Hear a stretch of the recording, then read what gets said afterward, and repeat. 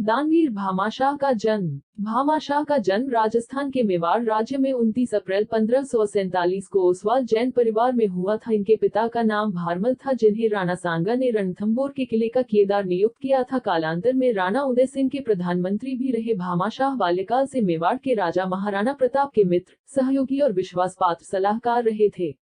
भामाशाह दानवीर के साथ काबिल सलाहकार, योद्धा, शासक व प्रशासक भी थे। महाराणा प्रताप हल्दी घाटी का युद्ध 18 जून 1576 ईस्वी हार चुके थे, लेकिन इसके बाद भी मुगलों पर उनके आक्रमण जारी थे। धीरे धीरे मेवाड़ का कुछ इलाका महाराणा प्रताप के कब्जे में आने लगा था, किंतु बिना बड़ी सेना के शक्तिशाली मुगल सेना के विरुद्ध युद्ध जारी रखना कठिन था।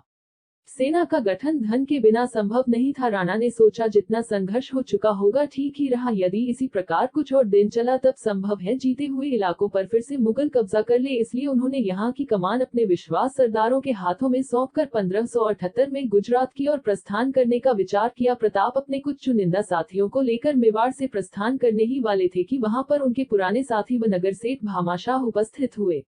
भामाशाह ने अपने साथ परथा भील लाए थे। उसके बारे में महाराणा को बताया कि परथा ने अपने प्राणों की बाजी लगाकर पूर्वजों की गुप्त खजाने की रक्षा की और आज उसे लेकर वह स्वयं सामने उपस्थित हुआ है। भामाशाह ने कहा, मेरे पास जो धन है वह भी पूर्वजों की पूंजी है। मेवाड़ स्वतंत्र रहेगा तो धन फिर कमा लूंगा। आप यह सारा धन ग्रहण कीजिए और मेवाड़ की रक्षा कीजिए। भामाशाह द्वारा दिया गया दान। भामाशाह और उनके बड़े भाई ताराचंद बड़े ही वीर थे। इतिहासकारों के अनुसार ईस्वी 1576 में मुगलों के साथ हुए हल्दी घाटी युद्ध के उपरांत जब महाराणा प्रताप आर्थिक संसाधनों के अभाव में मेवाड़ की पहाड़ियों के जंगलों में कष्टपूर्ण जीवन व्यतीत कर रहे थे तथा सैन्य प्रबंध हेतु उन्हें आर्थिक तंगी का सामना करना पड़ रहा था, तब ऐसे समय में भामाशाह ने उन्हें 20,000 स्वर्ण मुद्राएं तथा और 20वां खर रुपए की मुद्राएं प्रदान की थी, जो कि उस समय 25,000 सैनिकों के लिए 12 वर्षों के वेतन हेतु पर्याप्त थी। कहते हैं कि यह अपार धनराशि भामाशाह और उनके भाई ताराचंद ने मालवा पर धावा बोलकर लूटी थी और महाराणा प्रताप को यह कहते हुए समर्पित की थी कि यह पहली किस्त है। अब आप सब चिंताएं छोड़कर मेवाड़ की रक्षा करें। इसके बाद भामाशाह की बहादुरी और देशभक्ति देखकर महाराणा प्रताप ने रामा मशानी को हटाकर भामाशाह को मेवाड़ का प्रधान बनाया। भामाशाह ने मुगलों के साथ संघर्ष के समय द्वेष सहित मुगलों के शाही थानों पर आक्रमण में मेवाड़ी सेना का नेतृत्व करते हुए अभूतपूर्व वीरता का परिचय दिया था। दिवेर के युद्ध में भी भामाशाह मेवाड़ी सेना के साथ थे। इन्होंने शासन व्यवस्था को पुनर्स्थापित करने, युद्ध सामग्री जुटाने एवं मुगलों के विरुद्ध युद्ध में महाराणा प्रताप का साथ दिया था। भामाशाह को राजकोष के ब्यौरे को रखने में तथा उसे अलग अलग स्थानों पर छुपा कर रखने में इतनी निपुणता प्राप्त थी कि वह बड़ी कुशलता से राज्य का खर्च चलाते थे तथा मुगलों को मेवाड़ पर आक्रमण के समय लूटपाट करने के दौरान कुछ भी नहीं मिला।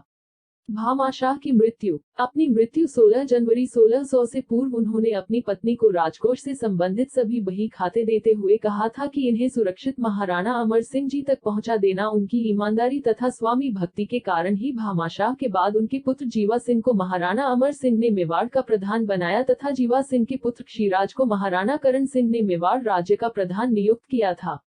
इस तरह एक ही परिवार के 4 पीढ़ियां अपनी ईमानदारी, स्वामी भक्ति और राजस्थान के कारण मेवाड़ राज्य के प्रधान के सम्मानजनक पद पर आसीन रहे और अपने कुल के गौरव में वृद्धि की थी। राणा प्रताप भामाशाह का बड़ा सम्मान करते थे। महाराणा प्रताप के समय से ही राजधानी उदयपुर की पंच पंचायत, जाति, भोज, सिंह पूजा आदि विशेष अवसरों पर भामाशाह के मुख्य वंशधर को ही सर्वप्रथम तिलक किया जाता है और मान किया जाता है। वर्तमान समय में भी सार्वजनिक कार्यों के लिए अनुदान करने वाले व्यक्तियों को भामाशाह कहा जाता है।